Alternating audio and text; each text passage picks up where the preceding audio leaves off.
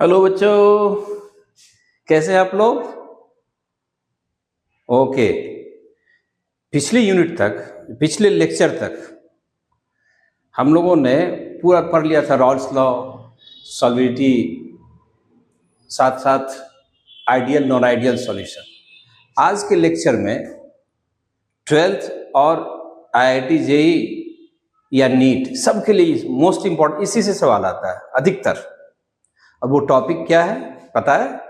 Colligative properties, colligative properties of dilute solution. तैयार हैं आप लोग? Yes, okay. एकदम तैयार रहिए और मन से पढ़िए। हर बात आप तुरंत तुरंत समझ जाओगे, कोई वेट करने की जरूरत नहीं है, ठीक है? क्योंकि आज की क्लास में हर कॉलिगेटिव प्रॉपर्टी के बाद एक दो न्यूमेरिकल भी बताते जाऊंगा ताकि आप उस फॉर्मूला को ठीक से यूज कर सकें। ठीक है, स्टार्ट करें? ओके, चलो आज हम देखेंगे, स्टार्ट करेंगे colligative properties, colligative properties of dilute solution. अब सब बात बताएंगे कि डाइल्यूट के लिए क्यों यूज करते हैं, डाइल्यूट सॉल्यूशन। डाइल्यूट सॉल्यूशन की कॉलिगेटिव प्रॉपर्टीज क्या है? तो सबसे पहले तो डेफिनेशन जान लो कि आखिर कॉलिगेटिव प्रॉपर्टीज होता क्या है। बहुत आसान है।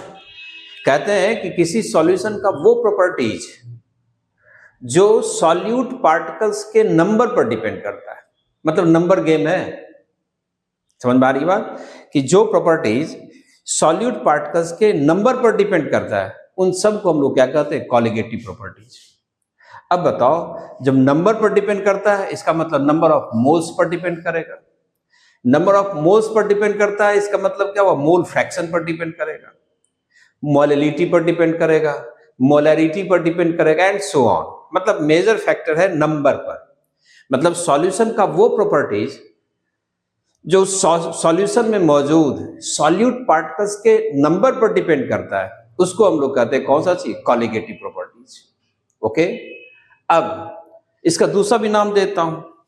कॉलिगेटिव प्रॉपर्टीज को ही हम लोग डेमोक्रेटिक प्रॉपर्टी कहते हैं। पता क्यों? तो आप सबको पता होगा, डेमोक्रेसी किस पर डिपेंड करता है? नंबर पर, नंबर ऑफ वोटर्स पर। विनिंग कैंडिडेट को ज्यादा वोट्स आता है, चाहे वो वोट देने वाले अनपढ़ हो, पढ़े लिखे हो, ठीक है, बहुत बड़े हो, बहुत छोटे हो, इससे मतलब नहीं है। नंबर ऑफ वोट जो नंबर पर डिपेंड करता है। इसलिए कॉलिगेटिव प्रॉपर्टीज का मैं दूसरा भी नाम देता हूं ताकि आपको याद रहे। इसी कॉलिगेटिव प्रॉपर्टीज को हम लोग लिख सकते हैं democratic property, democratic properties, colligative properties और democratic properties, because these properties depends upon the number of solute particle. Okay, ऐसे सॉल्यूशन, ऐसे प्रॉपर्टीज को हम लोग क्या कहते हैं? Dilute colligative property. ठीक है, तो शुरू करें, डेफिनेशन नोट कर लें फिर आगे बढ़ते हैं कि those properties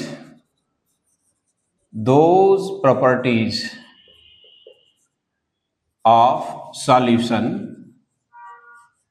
which depend upon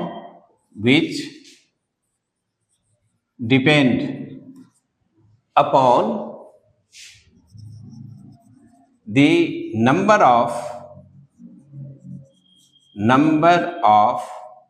solute particles, solute particles के नंबर पर जो डिपेंड करता है, solute particles are called colligative properties, are called colligative या डेमोक्रेटिक प्रॉपर्टीज। समझ में आ गया होगा? इसी को हम लोग कहते हैं कॉलिगेटिव प्रॉपर्टीज या डेमोक्रेटिक प्रॉपर्टीज। अब ये कॉलिगेटिव प्रॉपर्टीज चार तरह के होते हैं, हमारे सिलेबस में चार है, चारों पढ़ने। अब वो कौन कौन है? तो पहला, relative lowering in vapour pressure, relative lowering in vapour pressure. Lowering in vapour pressure colligative नहीं है, relative lowering in vapour pressure. Relative lowering in vapour pressure. ठीक है, जिसको हम आगे चल के बताएंगे, इसको कहते हैं मोल फ्रैक्शन ऑफ सॉल्यूट, XB के बराबर हो, तो इसके डिनोट करेंगे। Number 2, elevation in boiling point temperature. पहले पॉइंट नोट कर लें, फिर हम लोग पढ़ना शुरू करें। Elevation in boiling point, boiling point, ठीक है, जिसको डेल्टा टीबी से डिनोट करते हैं, डेल्टा टीबी। इसी का दूसरा नाम होता है इब्लियोस्कोपी, याद रखना, और इसी को हम लोग कहेंगे इबुलियोस्कोपी, इबुलियोस्कोपी। Ebullioscopy is the phenomenon in which boiling point of solution is elevated, increase. Number 3, depression in freezing point, depression in freezing point, जिसको डिनोट करेंगे डेल्टा TF से, डेल्टा TF। एंड इसी का दूसरा नाम भी याद रखना, इसी को कहते हैं क्रायोस्कोपी, क्रायोस्कोपी, और it is called cryoscopy, right, cryoscopy. Ebullioscopy is elevation in boiling point and और cryoscopy is depression in freezing point, and last one is osmotic pressure, osmotic pressure. ये हमारे पास 4 प्रॉपर्टी है। इसी पर सब, इसको हम लोग डिनोट करते हैं पाई से, पाई। समझ में आई बात? अब वन बाय वन इन चारों को हम लोग डिस्कस करेंगे, वन बाय वन। तो शुरू करेंगे, सबसे पहला properties relative lowering in vapour pressure. Note कर लें, relative lowering in vapour pressure, ठीक है। दूसरा elevation in boiling point temperature, delta TB. तीसरा हुआ depression in freezing point temperature, delta TF. और चौथा हो गया ऑस्मोटिक प्रेशर। साथ ही साथ आपने एक बात जरूर याद रखना कि elevation in boiling point temperature को हम लोग इब्लियोस्कोपी कहते हैं, और depression in freezing point temperature को क्रायोस्कोपी कहते हैं, क्रायोस्कोपी पढ़ेंगे। इसी से कांस्टेंट भी आ जाएगा, क्रायोस्कोपिक कांस्टेंट या फिर इब्लियोस्कोपिक कांस्टेंट। ओके, स्टार्ट करें। नंबर 1 से शुरू करूंगा। पहला कॉलिगेटिव प्रॉपर्टी में पहला प्रॉपर्टी स्टार्ट करें। कौन सा? तो relative lowering in vapour pressure. तो पहले इसका भी डेफिनेशन देखते हैं, फिर इसकी मैथमेटिकल अप्रोच देखेंगे। ठीक है जी। हम एक बार फिर दोबारा आपको बता दें कि lowering in vapour pressure is not colligative property, but relative lowering in vapour pressure is what? Colligative property. Okay, तो स्टार्ट करें। यस, चलो तो देखते हैं।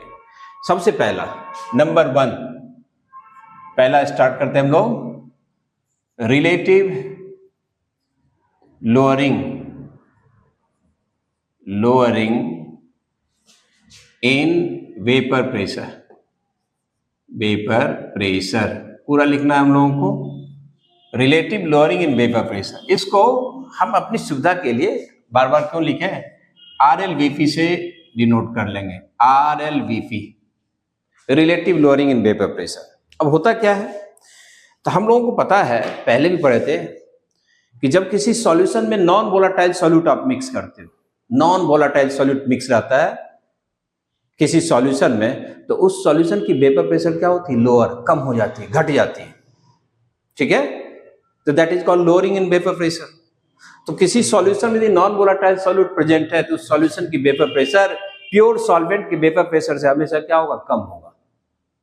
ठीक है, तो अब उस लोअरिंग में यदि आप सॉल्वेंट के वेपर प्रेशर से डिवाइड कर दो, मतलब रेशियो निकाल लो, तो उसको हम क्या कर देंगे? क्या कर देंगे? Relative lowering in vapour pressure. यानी इट इज डिफाइंड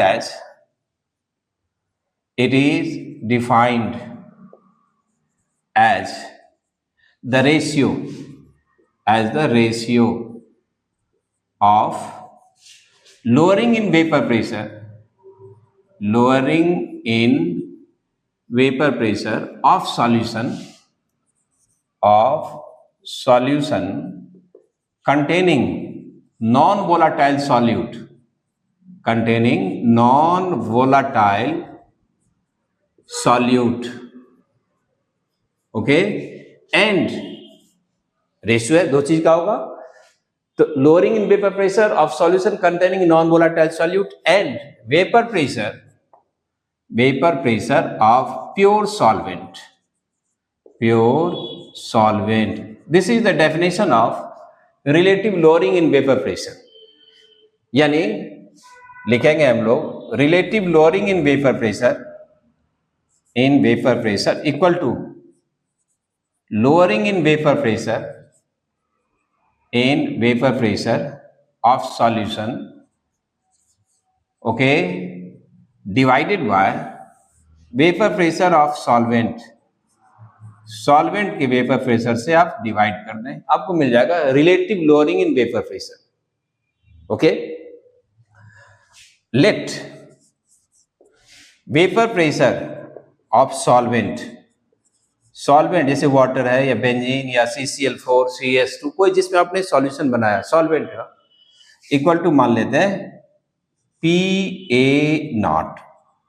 ठीक है, A का मतलब सॉल्वेंट और B मतलब सॉल्यूट। ये बात हमने शुरू से जब भी ये यूनिट शुरू किया तभी से मान के चल रहे।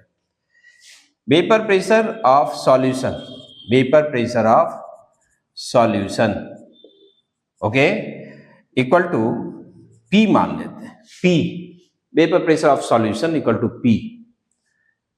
ठीक है, इसलिए लोअरिंग इन वेपर प्रेशर कितना होगा, lowering in vapour pressure PA0 minus P। ध्यान से देखना, ये चूंकि ये वैल्यू हमेशा हाइयर होगा, ये क्या होगा लोअर, इतना कम हो जाएगा। सॉल्वेंट की वेपर प्रेशर हमेशा सॉल्यूशन से क्या होता है, ज्यादा होता है यदि सॉल्यूशन में नॉन वोलाटाइल सॉल्यूट मौजूद है तो। ओके, सो अब करेंगे डेफिनेशन, देखो relative lowering in vapour pressure, relative lowering in vapour pressure of solution. अब बात पता है सबको, containing non volatile solute equal to lowering कितना है PA0 माइनस क्या है P अपॉन क्या लिखोगे PA0। ये है लोअरिंग इन वेपर प्रेशर और ये हो गया वेपर प्रेशर ऑफ सॉल्वेंट। इसी बात को हम लोग कहते हैं कौन सा चीज, relative lowering in vapour pressure. ठीक है, और ये relative in lowering in vapour, इसकी जो मैग्नीट्यूड होगा relative lowering in vapour pressure, ये नंबर पर डिपेंड करेगा, मतलब मोल्स पर डिपेंड करेगा। यही बात प्रूव भी करनी है।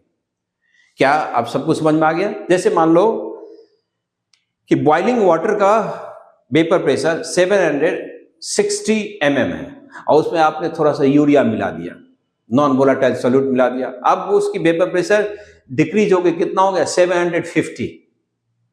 सॉल्यूशन का कम हो गया, सॉल्यूशन क्या था ज्यादा था, कितना 760। तो बताओ डिप्रेशन कितना हुआ, लोअरिंग कितना हो गया 10, 760 था अब हो गया 750।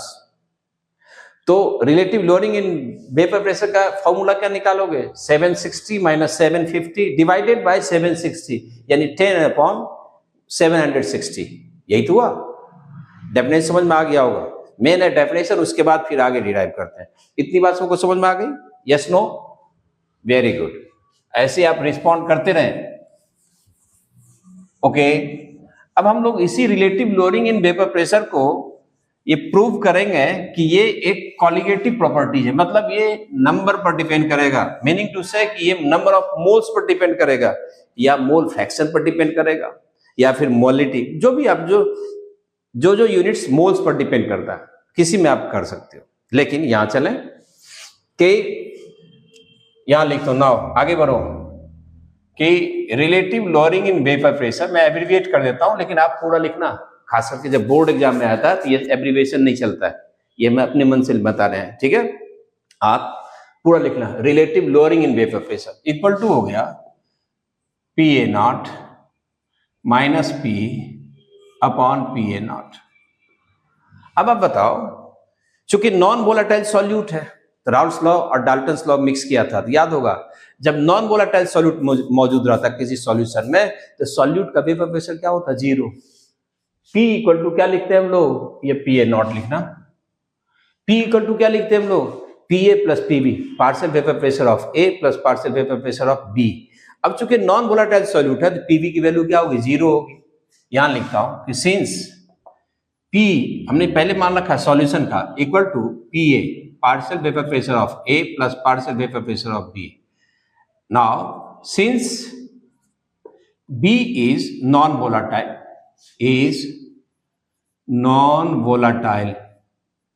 ठीक है जी, ये नॉन वोलाटाइल है, नॉन वोलाटाइल, ठीक है, कौन, B। So PB equal to what, zero. So PB partial vapour pressure of B equal to क्या हुआ, जीरो। यानी हम लोग लिख सकते हैं कि P इक्वल टू क्या लिख सकते हैं, PA plus zero. So P equal to PA, vapour pressure of solution is equal to partial vapour pressure of solvent. इस बात को हम लोग एस्टेब्लिश भी कर लिए थे, दोबारा बता दिया। अब चलो, इसलिए RLVP equal to PA naught. अब P की जगह क्या लिख लेंगे हम लोग, PA, P equal to PA upon PA naught. इसमें दोनों में डिवाइड करो, इसको क्या लिखेंगे आप, 1, इसमें इससे डिवाइड करो, इससे भी डिवाइड करो, minus PA upon PA naught. अब जरा ध्यान से देखना, हो गया। अब फिर चलो हिंट में आपको दे दो फॉर्मूला, आप सबने पढ़ा होगा कि PA इक्वल टू क्या पढ़े थे, PA नॉट लिखना। अब पढ़े थे रॉल्स लॉ में कि PA equal to PA naught into mole fraction of A, Raoult's law. इसलिए PA upon PA naught, PA upon PA naught, इसको क्या कहेंगे हम लोग, mole fraction of solute, sorry mole fraction of yes solvent, मतलब XA। ये हम लोग रॉल्स लॉ में पढ़ लिए थे, उसी को फिर यहां यूज करेंगे। तो PA अपॉन PA नॉट हम लोग क्या लिखेंगे, 1 माइनस XA। देखो रिलेटिव लोडिंग की वैल्यू आ रहा है 1 माइनस XA। अब आप बताओ 1 में से XA को माइनस कर दोगे, बाइनरी सॉल्यूशन है याद रखना, उसमें A का मोल फ्रैक्शन 0.2 है, तो 1 माइनस 0.2 क्या होगा, B का मोल फ्रैक्शन, तो 1 माइनस XA को क्या लिखेंगे, XB, यानी ये किसके बराबर होगा, XB के बराबर। यानी आ गया, प्रूव हो गया कि relative lowering in vapour pressure PA not minus P upon PA not की वैल्यू किसके बराबर होगा, मोल फ्रैक्शन ऑफ सॉल्यूट। अब आप देखो मोल फ्रैक्शन ऑफ सॉल्यूट किस पर डिपेंड करता है, नंबर ऑफ मोल्स पर, और नंबर ऑफ मोल्स किस पर डिपेंड करता है, नंबर ऑफ पार्टिकल पर, ठीक है। इसलिए हम लोग कहते हैं कि relative lowering in vapour pressure क्या होता है, कॉलिगेटिव प्रॉपर्टी लिखेंगे। So relative lowering in vapour pressure is a colligative property. ये एक कॉलिगेटिव प्रॉपर्टी है, ये बात हम लोग बता सकते हैं, एक्सप्लेन कर सकते हैं। क्यों, तो XB mole fraction of solute, यानी इसको लैंग्वेज में लिख देता हूं कि किसी भी सॉल्यूशन में नॉन वोलाटाइल सॉल्यूट यदि मौजूद है, डिजॉल्व है, तो उस सॉल्यूशन का relative lowering in vapour pressure किसके बराबर होगा, मोल fraction of solute present in the solution. यानी रिजल्ट ये हुआ, याद रखना कि relative lowering in vapour pressure of solution is equal to what, is equal to mole fraction of solute present in the solution,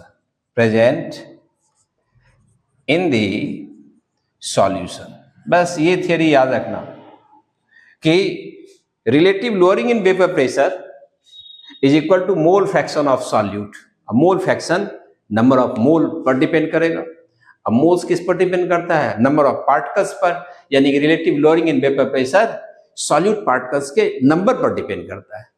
okay, बात clear हो गई, ये फॉर्मूला भी आ गया। अब हम इसी relative lowering in vapour pressure को कोरिलेट करेंगे मास of solute, molar mass of solute, mass of solvent, molar mass of solvent. चूंकि इस पर बेस्ड 5 वेरिएबल है, उसमें से कोई एक चीज पूछे जा सकते हैं, ठीक है। तो यहाँ रिलेशन बता रहा हूं, ये याद रखना फाइनल। नाउ लिखो रिलेशन अमाउंट नोट करते जाओ, या फिर बाद में दोबारा रिवर्स करके आप देखते जाए, ठीक है। क्लास के बाद भी आप देख सकते हो आराम से, अभी भी देख सकते हो, ठीक है। अभी जो साथ में जुड़े हो बच्चे हो, वो सब इसकी स्क्रीनशॉट ले लें, फटाफट हो जाएगा।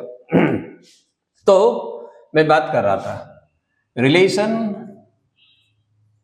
अमॉन्ग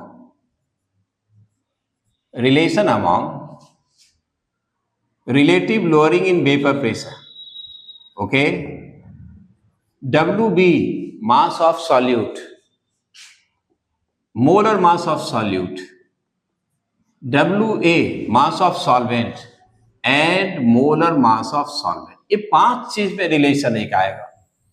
आसान रिलेशन है। होगा क्या, कभी क्या कहे, सब कुछ दिया रहेगा, बताओ कितने ग्राम सॉल्यूट मिला है। कभी आ सकता है कि उस सॉल्यूट का मोलर मास पता करो, कभी आ जाएगा कि सॉल्वेंट का कितना अमाउंट लेंगे, कितना ग्राम लेंगे, कभी आ सकता है कि सॉल्वेंट का मोलर मास निकालो, कभी आ सकता है कि relative lowering in vapour pressure निकालो, ठीक है। तो यहां चलो, since relative lowering in vapour pressure PA0 minus P equal upon PA0 equal to mole fraction of solute. अब मोल फ्रैक्शन ऑफ सॉल्यूट को क्या लिख सकते हैं हम लोग, number of moles of solute divided by number of moles of solvent plus number of moles of solute. जिसका mole fraction निकालते हैं उसका मोल डिवाइडेड टोटल मोल, सबको पता है number of moles of solute. अब इसको लिख सकते हैं हम लोग। हाँ, एक और बात, चूंकि डाइल्यूट सॉल्यूशन है, चूंकि सॉल्यूट काफी कम है, सॉल्यूट का अमाउंट काफी कम है, इसका मतलब NB की वैल्यू क्या होगी, काफी कम होगी। तो Na प्लस NB को हम लोग क्या लिख सकते हैं, अप्रोक्सीमेटली Na। यहां लिखता हूं कि सिंस सॉल्यूशन इज डाइल्यूट, ठीक है। So solute is present in very small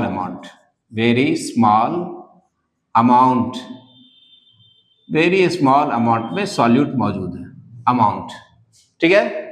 so Na plus NB is approximately equal to Na। और वो भी बता दो, जब सॉल्यूशन 5% या उससे कम हो तो वेरी डाइल्यूट मानते हैं, उस केस में करोगे, मान लो कोई सॉल्यूशन 20% है, तो फिर वहां हम लोग Na प्लस NB को हम Na नहीं मानेंगे, ये सब अप्रोक्सीमेटली इक्वल टू Na। तो चूंकि डाइल्यूट सॉल्यूशन है तो ये मान के चलते हैं, और लिखेंगे PA0 minus P upon PA0 equal to, अब बताओ NB अपॉन Na। अब आप बताओ NB क्या है, नंबर ऑफ मोल्स है। मोल्स कैसे निकालते हैं, तो mass upon molar mass, WB upon MB, ये हो गया किसका मोल, सॉल्यूट का, divided by WA upon MA, ठीक है। इसको आप लिखोगे WB upon MB multiplied by MA upon WA, हो गया फाइनल। यानी RLVP, या ये लिखो, पूरा लिख लो, यानी PA0 minus P upon PA0 की जो वैल्यू होगी वो होगा WB into MA divided by चलो MB लिख लें, MB into WA। This is the final relation. अब आप देखो, ये दिया हुआ है MA, ठीक है, WA दिया हुआ है, ये भी, तो WB निकाल सकते हो, या कोई 4 वेरिएबल है उसमें 3 दिया है, ये तो खैर कैलकुलेट कर लोगे, वेपर प्रेशर रहेगा ही। अच्छा, कभी कभी क्या होता है, ये सारी डेटा रहता है, कहता है सॉल्यूशन का वेपर प्रेशर बताओ, या फिर ये भी पूछा सकता है कि उसकी लोअरिंग कितना होगी, ये भी पूछा सकता है, तो P निकल जाएगा तो आ जाएगा। So this reliability is very important. ठीक है, यहां मैं एक बात लिख दूं, NaNnB, Na equal to number of moles, सब बात सीखो ठीक से, number of moles of solute, Nb equal to number of moles, और ये सॉल्वेंट का, solvent A for solvent, Nb equal to number of moles of solute, ये solute का मोल्स है। Wb mass of solute, mass of solute, okay. Wa mass of solvent, mass of solvent, okay. Mb gram molar mass, GMM of solute, okay. Ma equal to gram molar mass molecular weight of solvent. बस ये variables है ताकि आपको कभी दिक्कत ना हो, इसलिए ये भी लिख दिया आपने।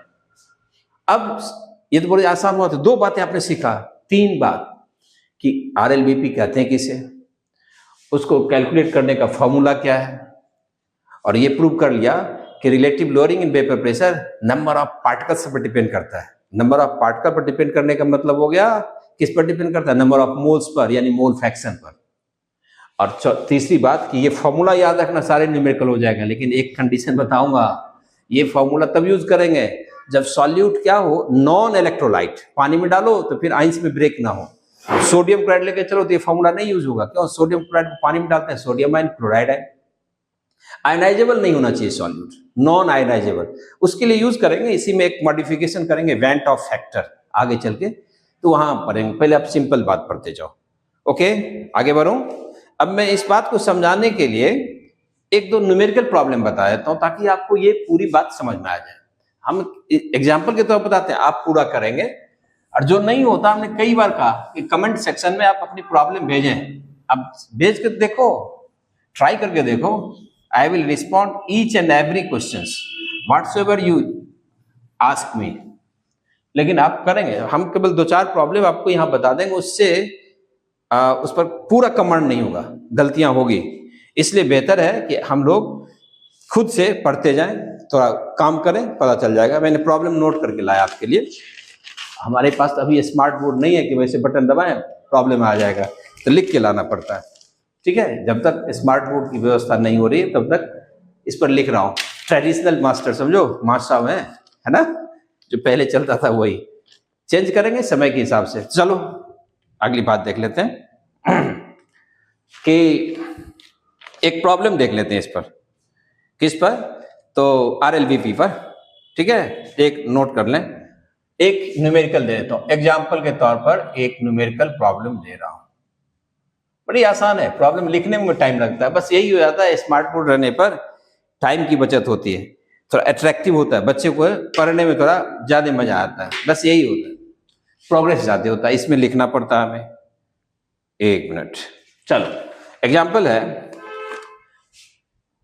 Vapour pressure of pure benzene, मतलब solvent, pure benzene, okay, at certain temperature, at certain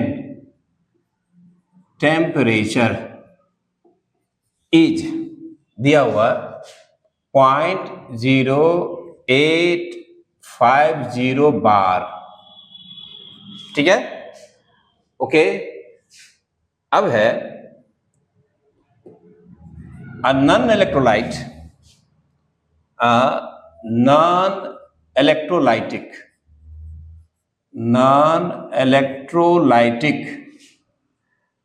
ठीक है, नॉन वोलाटाइल, सब एक कंडीशन है, नॉन वोलाटाइल, वो नॉन इलेक्ट्रोलाइटिक भी है, नॉन वोलाटाइल भी है, ठीक है।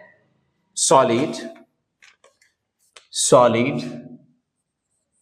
ओके, सॉलिड, वेइंग, जिसका कितना ग्राम लिया है वो बता रहा है, वेइंग 0.5 ग्राम, वेइंग 0.5 ग्राम, ठीक है। when added to 39 gram 39 gram of benzene C6H6। यहां पर नहीं लिखा हमने फॉर्मूला, आई होप कि आप सबको पता है, C6H6, ठीक है, ओके। कहता है वेपर प्रेशर ऑफ सॉल्यूशन के वेपर प्रेशर ऑफ सॉल्यूशन का वेपर प्रेशर इज, देन लिखो, देन इज 0.845, ओके। और यहां था 0.8 था, इतना कम नहीं था, 0.850 बार था, और यहां हो गया 0.845 बार। जैसे ही आपने बेंजीन के 39 ग्राम में वो non volatile non electrolytic solid का कितना ग्राम मिला दिया, 0.5 ग्राम, तो सॉल्यूशन का वेपर प्रेशर देखो डिक्रीज हो गया है। पहले कितना था, 0.850 बार, अब कितना हो गया, 0.845 बार, ओके। इतना हो गया। पूछा गया कि what is the molar mass of solid, वो जो आपने सॉल्यूट मिलाया है उसका मोलर मास क्या होगा, ये सवाल है। मोलर मास ऑफ सॉलिड हो गया। प्रॉब्लम बस इतना ही है। अब हम इसको करें कैसे, तो वो आप जान लो। तो सबसे पहले जब न्यूमेरिकल प्रॉब्लम हो, खास करके सब्जेक्टिव के लिए कह रहा हूँ, बोर्ड के लिए, ऑब्जेक्टिव में तो करते करते प्रैक्टिस हो जाएगी, लेकिन जब तक आपकी ट्रेनिंग परफेक्ट नहीं हो तो पूरी बात प्लानिंग तैयार करो। तो प्लानिंग में क्या सब है बताओ, गिवन क्या सब दिया हुआ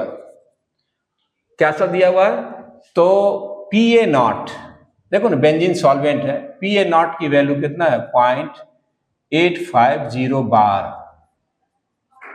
और सॉल्यूशन का वेपर प्रेशर जब आपने सॉल्यूट मिला दिया तो कितना है, P इक्वल टू है 0.845 बार, देखो, ओके।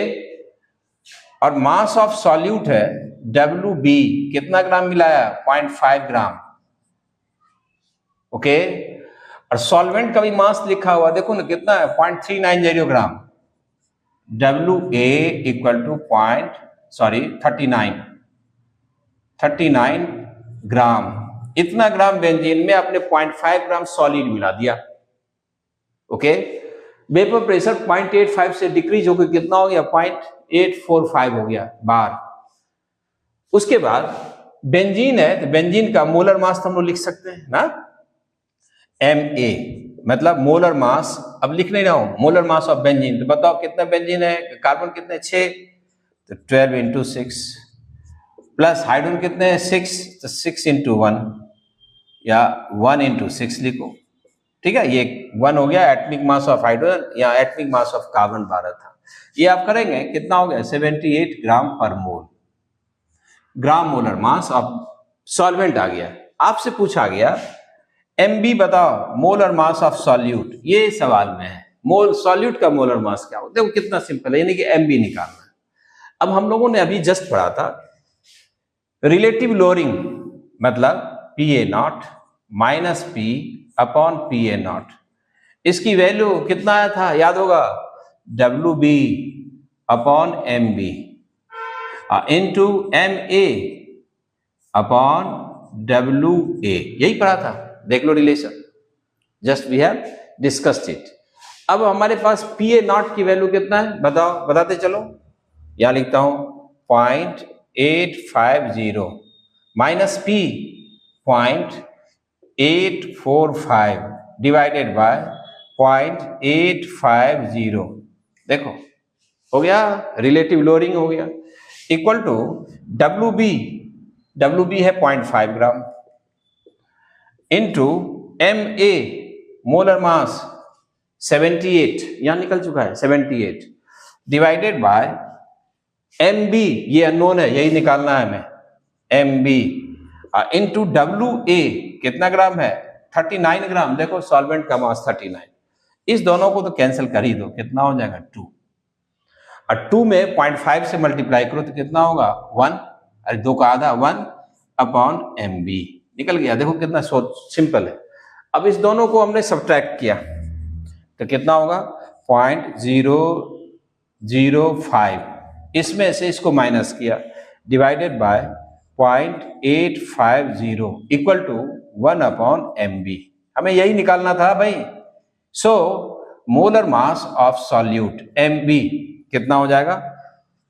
8.850 डिवाइडेड बाय कितना? 5 डिवाइडेड बाय 0.005, यानी अब सिंपल करो तो 850 डिवाइडेड बाय 5 कितना होगा? 17। 170 ग्राम पर मोल निकल गया। वो जो भी अननोन सॉल्यूट है जिसका आपने 0.5 ग्राम डिजोल्व किया था, बेंजीन कितना था? 39 ग्राम, उसका मोलर मास देखो कितना है? 170। This was the question. Okay, yes no? Very good. अब मैं एक प्रॉब्लम आपको अलग से देता हूं, आप खुद करके देखना होता है कि नहीं आपसे। उसके बाद मैं अगले पर आऊंगा, नेक्स्ट पर आऊंगा इसके बाद, ठीक है? Just a minute. चल एग्जाम्पल हो गया, एक एग्जाम्पल दे दिया, चलो काफी है। अब आप हमसे पूछते रहेंगे, पता चल जाएगा। दूसरा चलेंगे कॉलिगेटिव प्रॉपर्टी कि elevation in boiling point temperature क्या है।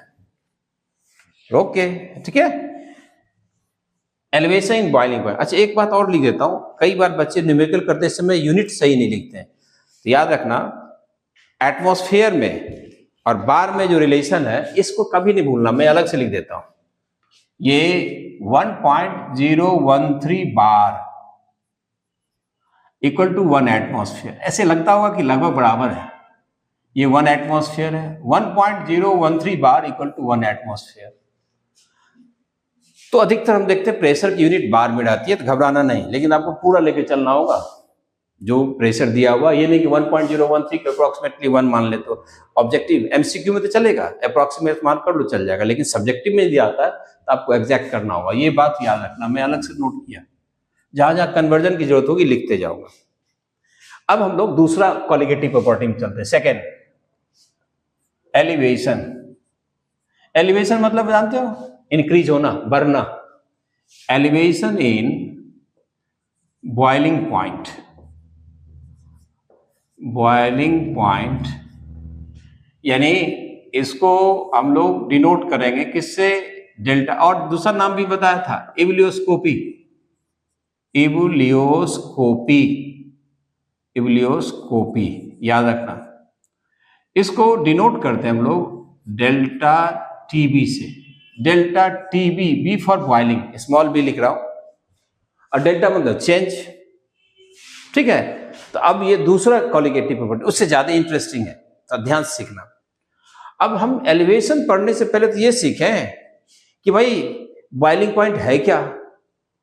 बॉइलिंग पॉइंट का मतलब आप पूछो किसी बच्चों से छोटे क्लास में, अब इवन की 9th 10th 11th में भी आए थे बच्चे, तो ऐसे ही बोल देते हैं कि जिस टेम्परेचर पर कोई लिक्विड बॉयल होने लगता है। बात तो सही है, जिस टेम्परेचर पर कोई लिक्विड या सॉल्यूशन उबलने लगता करते पॉइंट, लेकिन ये डेफिनेशन नहीं है, वो आप देखते हो पता लग जाता है, ठीक है? बट डेफिनेशन क्या है? तो किसी भी लिक्विड का, किसी सॉल्यूशन का बॉइलिंग पॉइंट वो टेम्परेचर है जिस टेम्परेचर पर उस लिक्विड का वेपर प्रेशर एटमॉस्फेरिक प्रेशर के बराबर हो जाता है। सबको पता होगा एटमॉस्फेरिक प्रेशर कितना होता है? 1 atm या फिर 1.013 बार। जब वेपर प्रेशर बढ़ते बढ़ते इस प्रेशर पर आ जाए तो वो सॉल्यूशन या लिक्विड क्या होगा? बॉयल होने लगेगा। एक बार फिर फाइनल जान लो, the temperature at which the vapor pressure of solution or vapor pressure of any liquid becomes equal to atmospheric pressure। अब हम लोग इधर अभी प्लेन एरिया में तो 1 एटमॉस्फेयर लेके चलते हो, लेकिन आप हाई एल्टीट्यूड पर जाओ, लेह लद्दाख में जाओ, ठीक है, काफी हाइट पर जाओ, सियाचिन जाओ, तो वहां क्या होता है? वहां एटमॉस्फेरिक प्रेशर कम हो जाता है, तो वहां पानी लो टेम्परेचर पे ही उबलने लगता है। यहाँ हमारे यहाँ क्या होता है? अभी प्लेन एरिया में 100 डिग्री सी पे बॉयल होता है, 373 केल्विन पर, है ना? और आप हाइट पर जैसे से जाओगे तो एटमॉस्फेरिक प्रेशर क्या होता है? कम होने लगता है। कम होगा तो वो लिक्विड लो टेम्परेचर पर बॉयल होने लगता है। मतलब बॉइलिंग पॉइंट टेम्परेचर हम एटमॉस्फेरिक जो प्रेशर है उसके साथ कोरिलेट कर रहे हैं। तो डेफिनेशन होगा कि द टेम्परेचर, याद रखना भाई, the temperature at which vapour pressure of liquid, ठीक है, वो लिक्विड सॉल्वेंट हो या सॉल्यूशन हो, सॉल्वेंट हो या सॉल्यूशन हो, दोनों केस लिख दिया, लिक्विड लिख दिया हमने। The temperature at which vapour pressure of liquid, solvent और solution becomes equal to atmospheric pressure,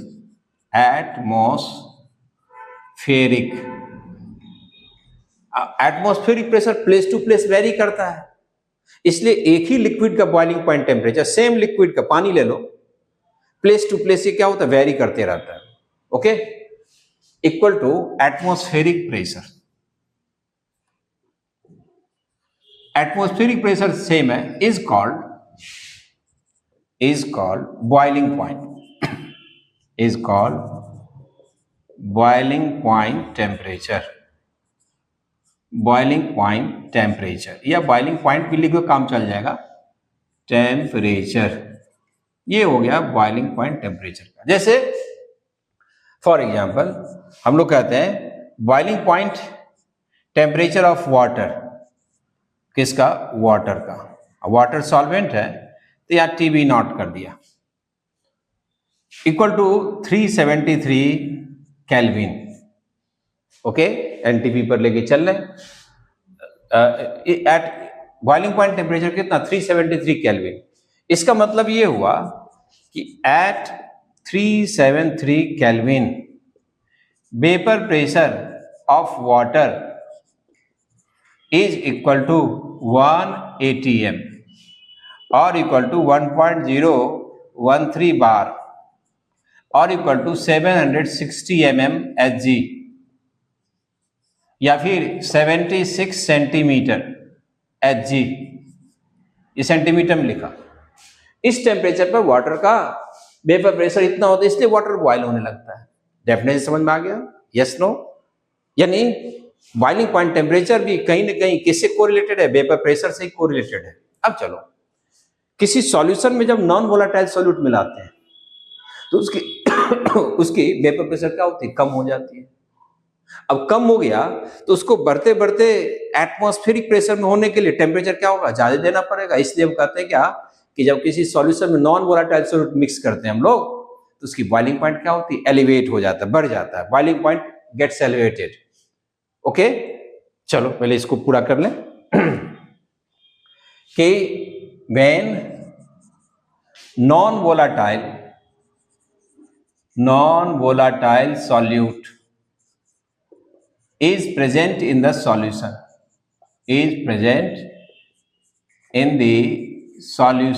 solution में नॉन वोलाटाइल सॉल्यूट मौजूद है, देन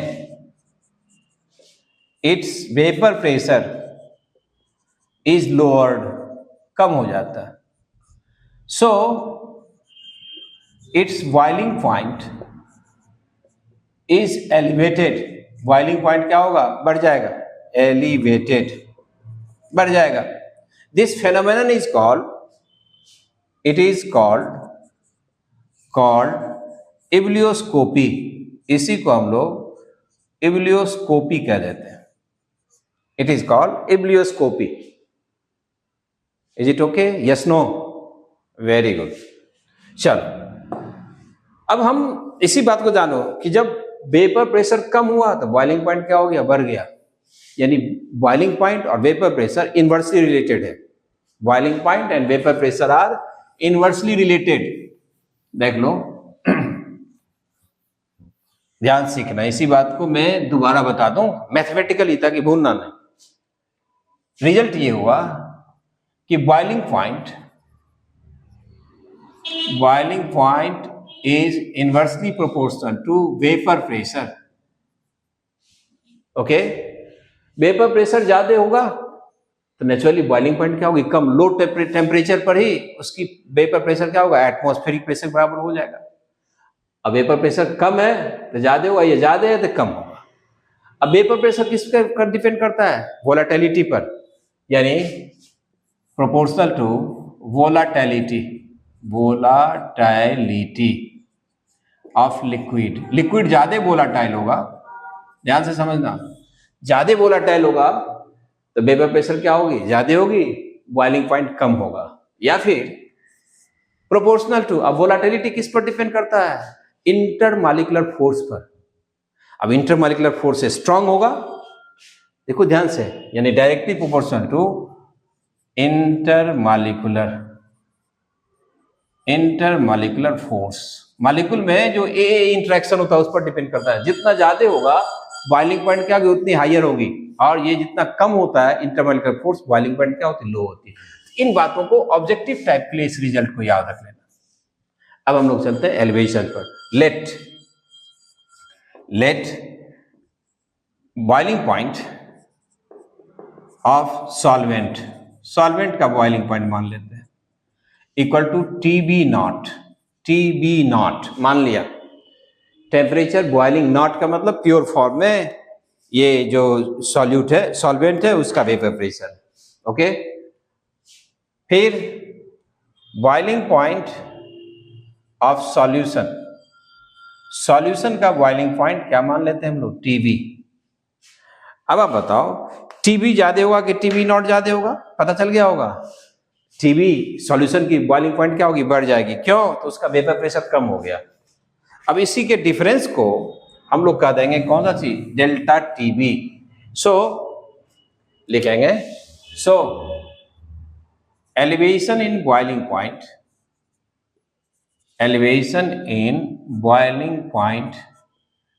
है ना, of solution equal to TB minus TB naught. याद रखना, अब टीबी की वैल्यू टीबी नॉट से ज्यादा है, इसलिए वैल्यू हमेशा क्या होगा, पॉजिटिव। क्यों, तो TB is higher than TB naught. Solvent से हमेशा बॉइलिंग पॉइंट सॉल्यूशन की ज्यादा होगा, बशर्ते कि उस सॉल्यूशन में नॉन वोलाटाइल सॉल्यूट मिला हुआ हो, ठीक है। अब ये पॉजिटिव हुआ, इसलिए इसको हम लोग क्या कहते हैं, एलिवेशन वर्ड इसलिए देते हैं हम लोग।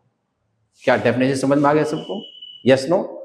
अब हम लोग इसकी मैथमेटिकल देखेंगे कि ये आखिर डेल्टा, इसी को आप लिख सकते हैं, और delta TB equal to TB minus TB naught. ये वैल्यू हमेशा पॉजिटिव में आएगा, इसलिए एलिवेशन कहते हैं। एलिवेशन यदि ये वैल्यू नेगेटिव में आता है तो डिप्रेशन कह देंगे, ठीक है। एलिवेशन हो गया, इसका मतलब पॉजिटिव है।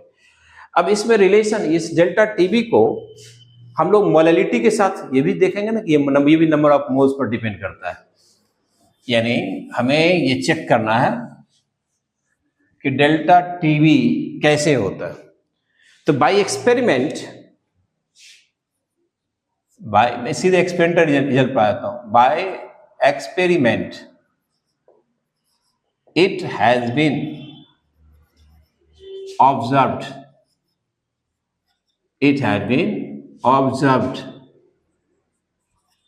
That delta TB proportional to molality, इक्वल नहीं होगा, मोलैलिटी के प्रोपोर्शनल होता है। मोलैलिटी पूरा लिखा है, मोलैलिटी मतलब स्मॉल एम ऑफ सॉल्यूशन के मोलैलिटी के प्रोपोर्शनल होगा। यानी delta TB elevation in boiling point, change in boiling point is proportional to molality. अब प्रोपोर्शनलिटी के साइन को हटा दो तो क्या लिखेंगे, डेल्टा टीबी, एक कांस्टेंट डाल दो तो इसको कहते हैं केबी, देते हैं केबीएम। यहां देखना पहला फॉर्मूला आ रहा है हेयर केबी। अच्छा एक बात और जान लो, एलिवेशन इन बॉइलिंग पॉइंट किसके प्रोपोर्शनल होता है, मोलैलिटी का। अब मोलैलिटी क्या होता है, नंबर ऑफ मोल्स पर केजी ऑफ सॉल्वेंट। तो नंबर ऑफ मोल्स पर डिपेंड किया, यानी कि नंबर ऑफ पार्टिकल पर डिपेंड किया। ये भी कॉलिगेटिव प्रॉपर्टी है। Here KB equal to molal elevation constant, molal elevation constant, molal elevation constant, okay. या फिर इसी का दूसरा नाम होता है इवलियोस्कोपिक कांस्टेंट। जितने भी सॉल्वेंट है, ये मोलर एलिवेशन कांस्टेंट होता है किसका? ऑफ सॉल्वेंट, सॉल्यूशन का नहीं। जितने भी सॉल्वेंट है उस सबका केवी वैल्यू होता है, वाटर का, बेंजीन का, सबका अलग दिया रहेगा। इब्लियोस्कोपिक कांस्टेंट भी कहते हैं, ठीक है।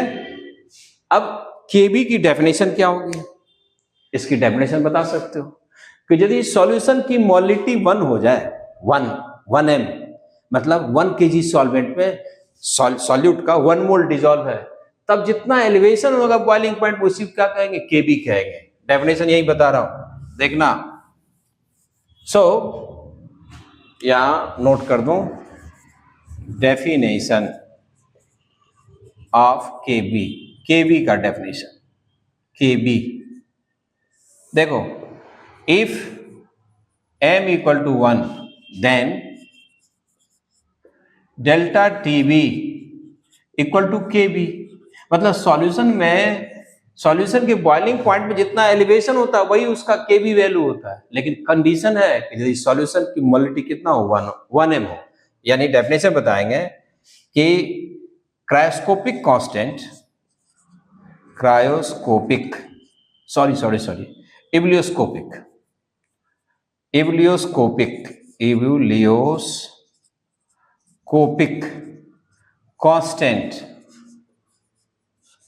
is equal to elevation in boiling point temperature is equal to elevation in boiling point of molal solution। Molal का मतलब मोलैलिटी कितना हो? 1 सॉल्यूशन। इसी को हम लोग कहते हैं कौन सा चीज? इब्लियोस्कोपिक कांस्टेंट। और ये कांस्टेंट न्यूमेरिकल करते करते याद हो जाएगा, ठीक है। ओके, इतनी बात समझ में आ गई। तो अभी इससे पहले हम लोग ये जो एलिवेशन बॉइलिंग पॉइंट था उसको एक बार फिर से लिखते हैं, ताकि फिर इस पर जो न्यूमेरिकल आएगा उसको सोल्व कर लेंगे। यहाँ हमारे पास था इससे पहले delta TV equal to KBM, where Kb is molal elevation constant, याद है। अब मोलिटी को यदि हम लोग चेंज करें, इससे भी आप निकाल सकते हो molar mass of solvent, molar mass of solute, mass of solute, बहुत सारे कोरिलेशन करेंगे। अब हम लिख सकते हैं डेल्टा टीबी इक्वल टू केबी, और मोलिटी क्या लिखते हैं? नंबर ऑफ मोल्स पर केजी ऑफ सॉल्वेंट। तो WB अपॉन MB, ये हुआ नंबर ऑफ मोल्स, याद रखना। B for solute, capital B, ये ग्राम में लेते हैं। और पर केजी ऑफ सॉल्वेंट मतलब 1000 डिवाइडेड बाय WA, तब यहाँ ये ले लेंगे ग्राम में। ये जो वैल्यू लिखा वो किसका लिखा हमने? मोलैलिटी का। देख लो कितना आसान है। अब हम लोग इस फॉर्मूला से WB, MB, WA, KB और डेल्टा टीवी 5 वेरिएबल है। सो ये इक्वेशन याद रखना, वेरी इंपॉर्टेंट। ये याद रहेगा तो ये अपने आप कर लोगे, इसमें कोई नई चीज है नहीं। So from above relation we can calculate, numerically बता रहा हूं, न्यूमेरिकल प्रॉब्लम कैसे सॉल्व करोगे। वी कैन कैलकुलेट क्या सर? डेल्टा टीवी, केबी, ये भी निकाल सकते हैं, WB, MB और WA, ये 5 चीज है। इसमें से कोई एक चीज कैलकुलेट कर सकते हो। इफ एनी 4 आर गिवन, इसमें से कोई 4 दिया हुआ हो तो आप कर सकते हैं। तो जैसे हम लोगों ने relative lowering in vapour pressure में रिलेशन देखा था, मास of solute, mass of solvent, molar mass of solute and molar mass of solvent को कोरिलेट किए थे relative lowering in vapour pressure से, वैसे यहां भी आप कर सकते हैं।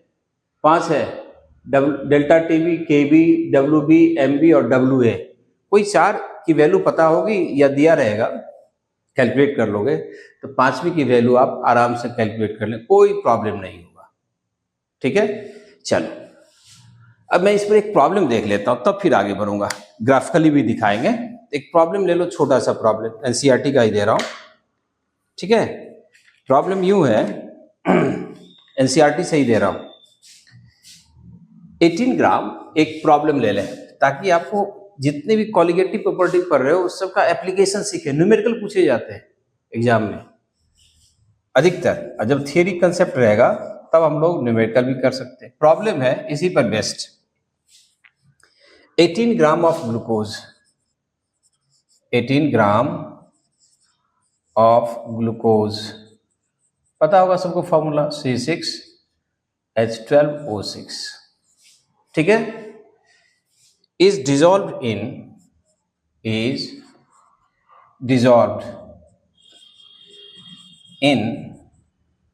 1 किलोग्राम ऑफ वाटर, वाटर के 1 किलोग्राम में डिजॉल्व कर दिया ये।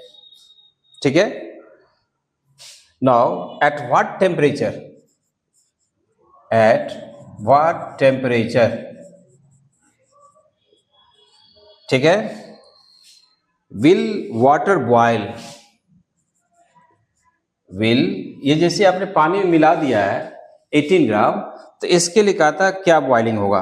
Eight what temperature will water, मतलब सॉल्यूशन लिख सकते हैं आप, will aqueous solution, aqueous solution of glucose will boil. देखो कितना आसान है, मतलब बॉइलिंग पॉइंट टेम्परेचर पूछा जा रहा है। विल बॉयल एट 1.013 बार, मतलब इसका मतलब हुआ दैट इज 1 एटमॉस्फेयर। अभी हमने रिलेशन बताया था, 1.013 बार इक्वल टू व्हाट, 1 एटमॉस्फेयर। ठीक है, अब आपको दे रखा है केबी H2O का, वाटर का केबी वैल्यू दे रखा है, कितना, equal to 0.52 kilo kelvin kilogram पर मोल। ये वाटर का केबी वैल्यू दे रखा है, और आपसे पूछा गया कि आप बताओ कि किस टेम्परेचर पर ये सॉल्यूशन बॉयल होगा, मतलब आपको निकालना टीबी, राइट।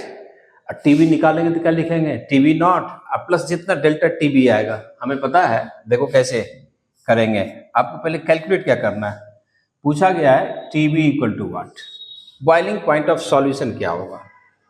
ओके, तो इसके लिए हमें क्या चाहिए, सबसे पहले निकालना होगा डेल्टा टीबी, डेल्टा टीबी ये निकल जाएगा, ये निकालोगे तो टीबी निकल जाएगा। कैसे, तो TB equal to TB naught plus delta TB.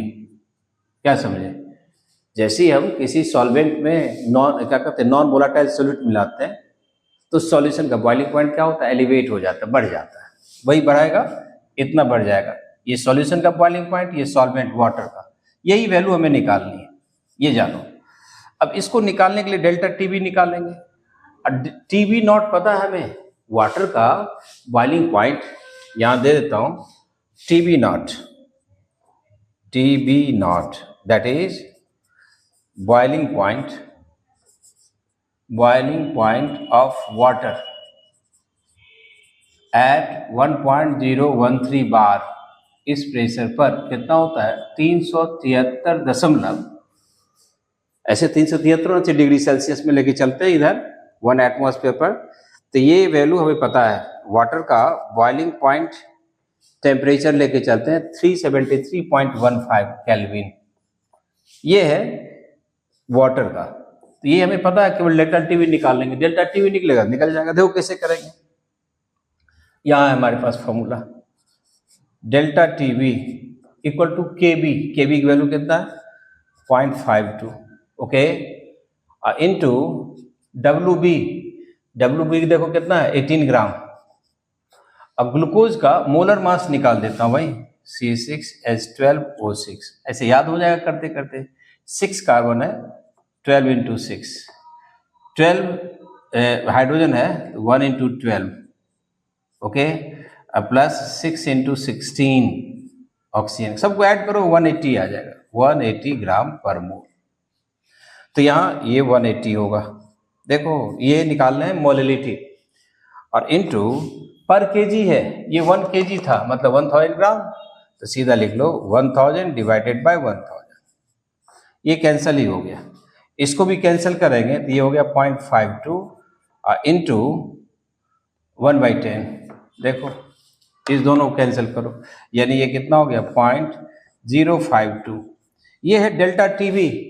इसलिए बताओ, यहाँ आ जाओ अपने प्रॉब्लम में, टीवी इक्वल टू क्या लिखेंगे, डेल्टा टीवी 373.15 प्लस 0.052, ठीक है, इसमें हमने कर दिया ये, तब ये कितना हो जाएगा, ऐड कर दो तो हो जाएगा, यहाँ ये हो जाएगा कितना 2, और ये हो जाएगा 5 5 10, फिर 1 2, ये होगा 373.202 केल्विन। देखो इतनी एलिवेशन होगा बॉइलिंग पॉइंट टेम्परेचर में, तो आपको ये आंसर मिल जाएगा, ठीक है। मतलब हम लोगों ने क्या किया, डेल्टा टीवी कैलकुलेट कर लिया, ओके। तो हमने केवल एक प्रॉब्लम दिया, बहुत सारे प्रॉब्लम है एनसीईआरटी में, आप करें, और हम बार बार कह रहे हैं कि कमेंट के थ्रू पूछें, तब जाके आपको रियल कंसेप्ट होगा फिजिकल केमिस्ट्री का। Without solving numerical problem, theory तो आज पढ़ोगे, फिर 2 दिन के बाद भूल जाओगे, लेकिन उस थियरी पर कमांड करने के लिए आपको न्यूमेरिकल चाहिए, ओके। अब इस elevation in boiling point temperature एक चीज ग्राफिकली बता दूं, ग्राफिकल रिप्रेजेंटेशन, ग्राफिकली हम इसको कैसे रिप्रेजेंट करते हैं ये बात सीखें, ठीक है। तो अगला टॉपिक, लास्ट टॉपिक इसका होगा। आज के क्लास में हमने केवल 2 कॉलिगेटिव प्रॉपर्टी डिस्कस किया, लंबा लेक्चर हो जाएगा, 2 किया, एक relative lowering in vapour pressure और दूसरा एलिवेशन इन बॉइलिंग पॉइंट। अब इस एलिवेशन इन बॉइलिंग पॉइंट को ग्राफिकली कैसे बताएं, तो यहां लिख रहा हूं, graphical representation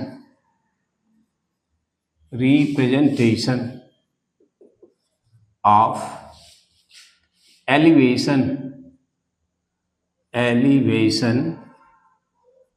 in boiling point.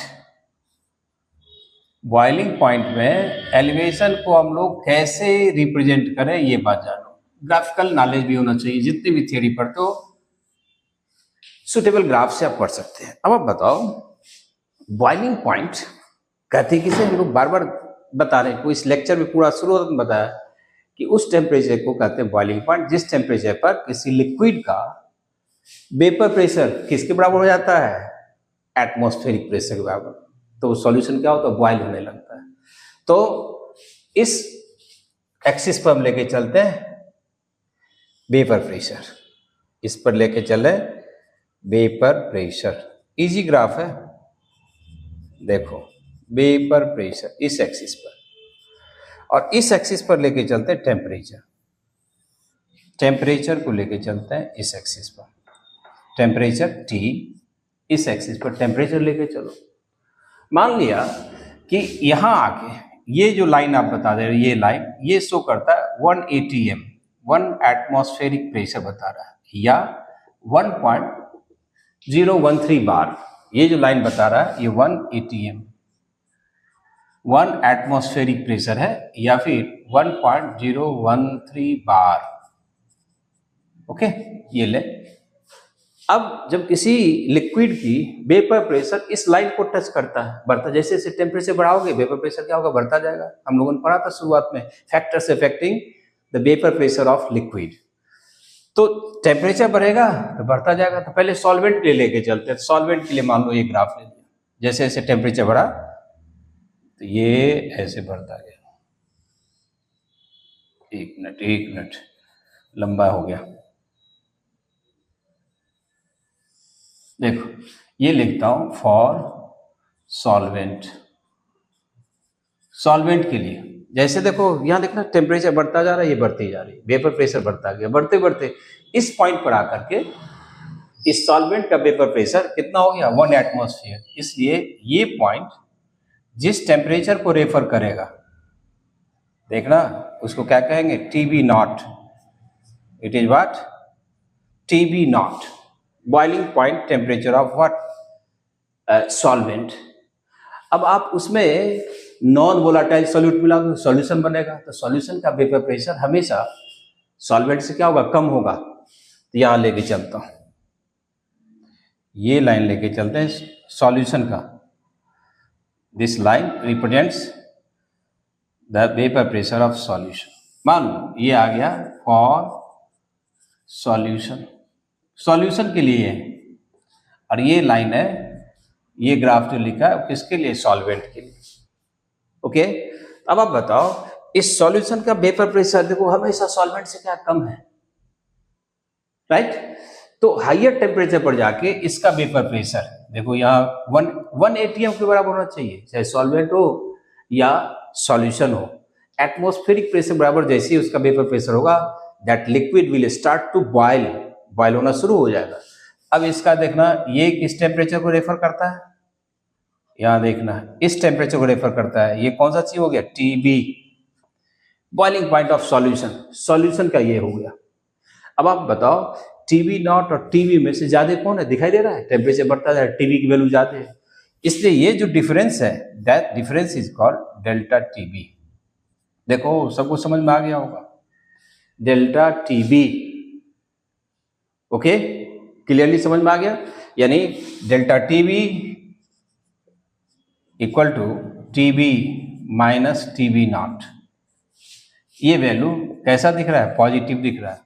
इसी बात को हम लोग कह दिया एलिवेशन इन बॉइलिंग पॉइंट। तो आज के लेक्चर में हमने 2 कॉलिगेटिव प्रॉपर्टी बताया। Number 1 relative lowering in vapour pressure, numerical देखा, डिटेल में गए डेप्थ में, और दूसरा elevation in boiling point temperature. ठीक है, अब अगले लेक्चर में फिर 2 और जो बच गया, कौन कौन, तो एक हुआ डिप्रेशन इन फ्रीजिंग पॉइंट क्रायोस्कोपी, और दूसरा होगा ऑस्मोटिक प्रेशर।